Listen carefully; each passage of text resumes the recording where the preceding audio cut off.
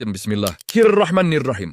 आज की इस वीडियो में हम बात करने जा रहे हैं इस्लामी तारीख की एक अजीम तरीन शख्सियत के बारे में जिनका नाम सुनते ही अदल, शुजात, लीडरशिप और खिलाफत की कुव्वत ज़हन में उभर आती है, यानी उमर इब्न अल-खत्ताब, जो हज़रत उमर फ़ारूक रज़ी अल्लाहु अन्हु के नाम से मशहूर हैं।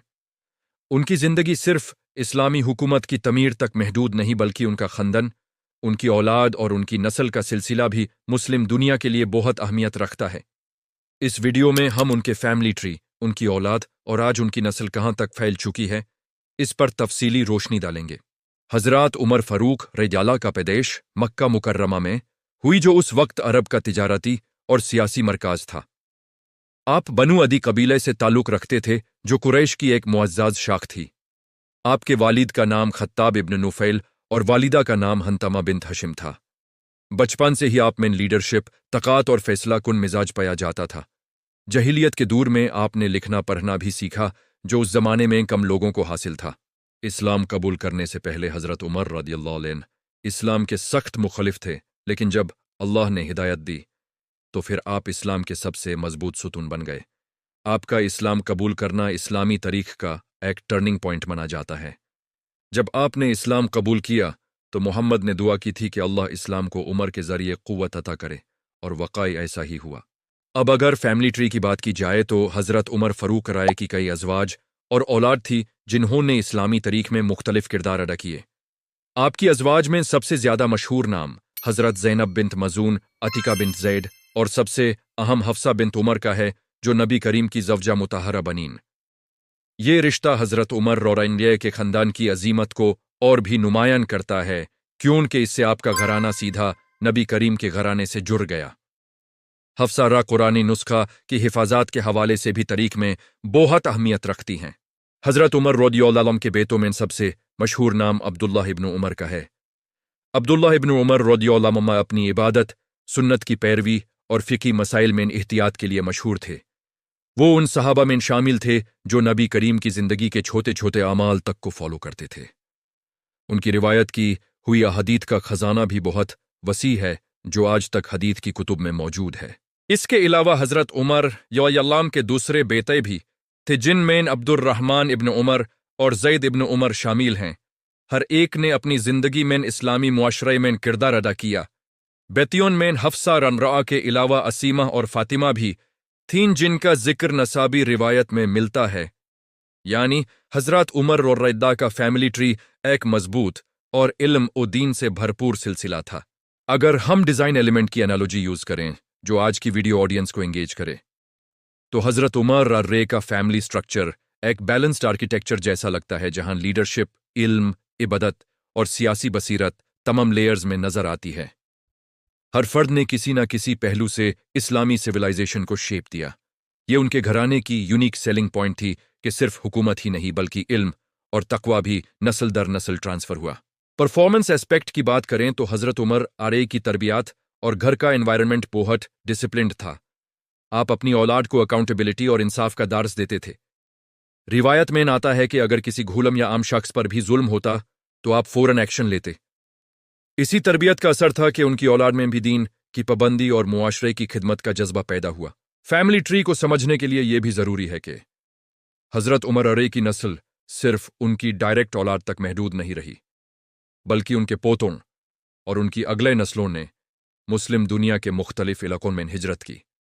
अरब से निकालकर उनकी नस्ल इराक, शाम, मिस्र, ईरान और बाद में हिंदुस्तान तक पहुंची। आज भी कई खानदान अपना नस्ब हज़रत उमर फ़ारूक राय से जोड़कर फ़ख्र महसूस करते हैं, और उन्हें फ़ारूकी या उमरी खानदान कहा जाता है।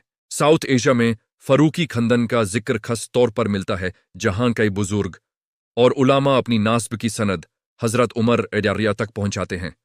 ये सिलसिला नसब की कुतुब और ख़ानदानी रिवायत के ज़रिए महफूज रखा गया है।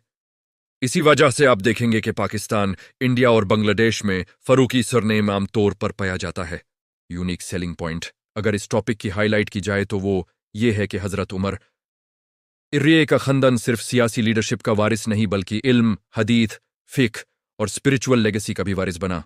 अब्दुल्लाह इब्न उमर रज़ियल्लाहु की रिवायत हदीथ की दुनिया में कॉर्नरस्टोन का दर्जा रखती हैं, जबकि हफ्सा रे कुरानी कंपाइलेशन के प्रोसेस में सेंट्रल फिगर रही। यानी फैमिली ट्री के मुख्तलिफ ब्रांचेस इस्लामी सिविलाइजेशन के मुख्तलिफ पिलर्स को सपोर्ट करती नजर आती हैं। हजरत उमर रदियल्लाहु की पर्सनैलिटी का असर उनकी औलाद की अपब्रिंगिंग में वाज़ेह था। आप सिंप्लिसिटी को पसंद करते थे, बैतुल माल से अपने लिए ज्यादा नहीं लेते थे और गवर्नेंस में ट्रांसपेरेंसी को इंश्योर करते थे। ये वैल्यूज घर के अंदर भी अप्लाई होती थीं। इसीलिए उनकी नस्ल में ह्यूमिलिटी और सर्विस का एलिमेंट मजबूत रहा। अगर हम हिस्टोरिकल कंपैरिजन करें तो रशीदुन कैलिफेट के दूर में 4 खुलफा ने इस्लामी स्टेट को एस्टैब्लिश किया, जिनमें अबू बकर, हजरत उमर, उस्मान इब्न अफ़्फ़ान और अली इब्न अबी तालिब शामिल हैं। इन सब में हजरत उमर रबीला का दूर एक्सपेंशन, एडमिनिस्ट्रेटिव रिफॉर्म्स और जस्टिस सिस्टम की वजह से सबसे पावरफुल माना जाता है। इसी पावरफुल लीडरशिप का रिफ्लेक्शन उनके फैमिली सिस्टम में भी देखा जा सकता है। आज के डिजिटल दौर में जब लोग फैमिली लेगेसी और जीनियालॉजी में इंटरेस्ट ले रहे हैं, तो हजरत उमर आर्य का फैमिली ट्री एक इंस्पायरिंग केस स्टडी है। यह हमें बताता है कि एक लीडर की असल कामयाबी सिर्फ उसकी जिंदगी तक महदूद नहीं होती, बल्कि उसकी नस्ल और उनकी कॉन्ट्रीब्यूशंस में भी नजर आती है।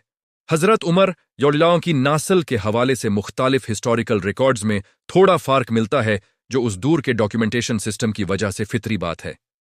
लेकिन ओवरऑल कंसेंसस ये है कि उनकी औलाद और उनके डिसेंडेंट्स मुस्लिम उम्मा के मुख्तलिफ इल्म और दीन के इदरोन और मुआशरों में अपना किरदार अदा करते रहे। इस वीडियो को देखने वाले व्यूअर्स के लिए एक एंगेजिंग पॉइंट ये भी है कि जब आप किसी फरूकी या उमरी खानदान के शख्स से मिलते हैं, तो मुमकिन है कि उनका नस्ब सिलसिला हजरत उमर अर्रिय तक पहुंचता हो। ये सिर्फ एक हिस्टोरिकल क्यूरियोसिटी नहीं, बल्कि मुस्लिम आइडेंटिटी और हेरिटेज का हिस्सा है। हजरत उमर रदियल्लाहु के घराने का एक और ख़ास पहलू ये था कि उनके घर में इल्म की महफिलें लगती थीं, कुरान की तिलावत होती थी और नबी करीम की सोहबत का असर महसूस होता था।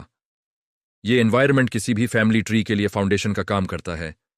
आज के दौर में भी अगर फैमिलीज इल्म और अखलाक को प्रायोरिटी दें, तो स्ट्रॉन्ग लेगेसी क्रिएट की जा सकती है।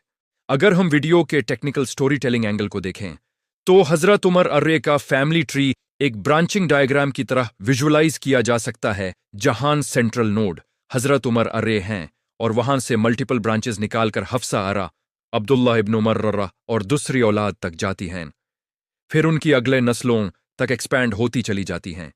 ये विजुअलाइजेशन ऑडियंस को कॉम्प्लेक्स जीनियोलॉजी को आसानी से समझने में मदद देता है।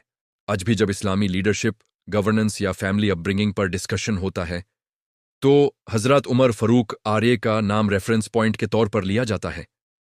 उनका फैमिली ट्री सिर्फ रिश्तों का नेटवर्क नहीं, बल्कि वैल्यूज का ट्रांसमिशन सिस्टम था, जो सदियों तक जारी रहा और मुस्लिम सिविलाइजेशन की शेपिंग में कंट्रीब्यूट करता रहा।